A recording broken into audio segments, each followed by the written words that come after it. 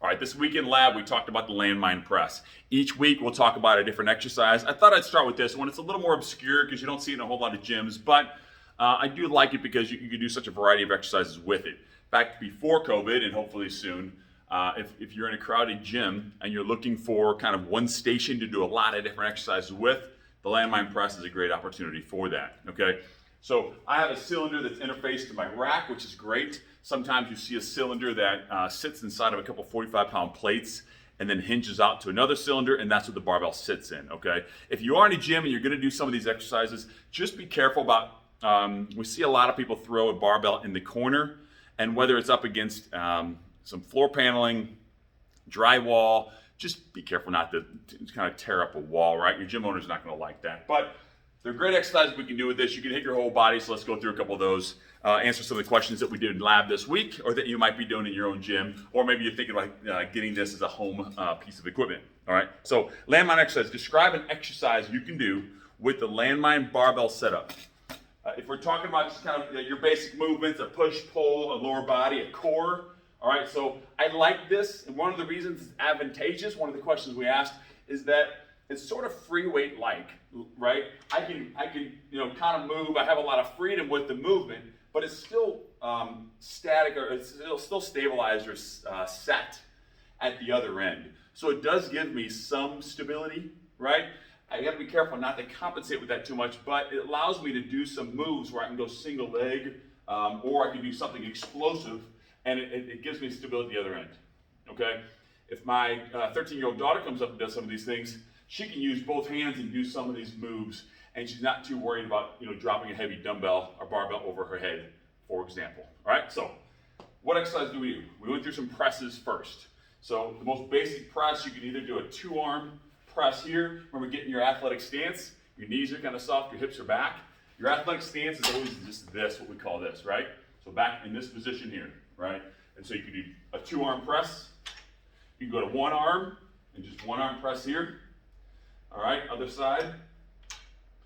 All right, that's 2 of the most common types of presses you can do, okay?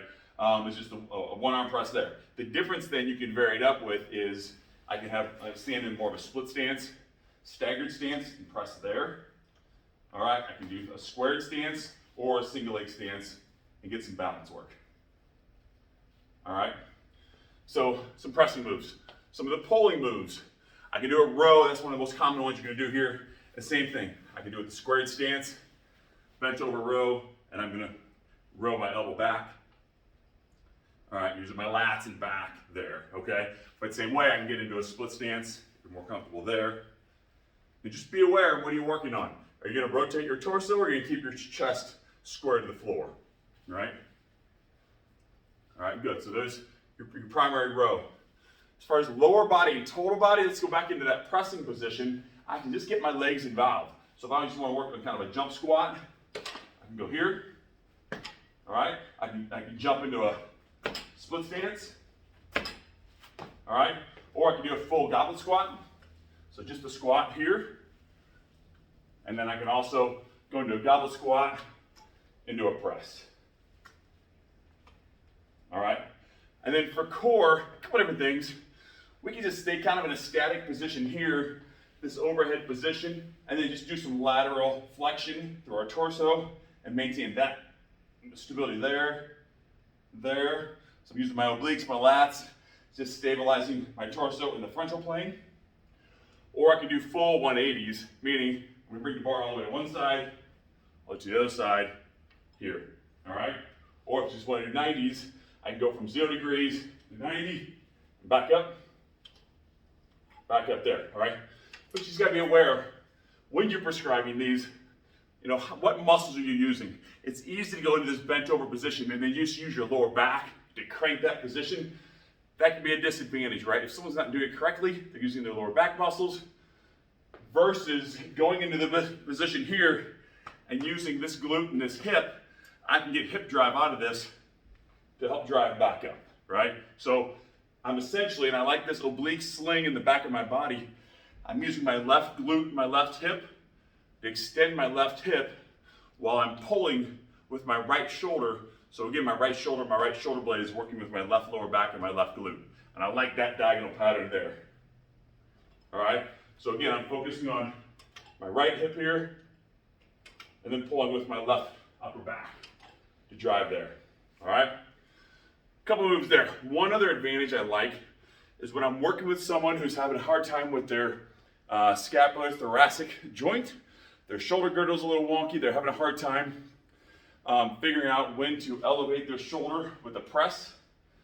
I like this for that, right? So I can stay here, I can go to this full press position, but I can work on that extra elevation of the shoulder blade, okay?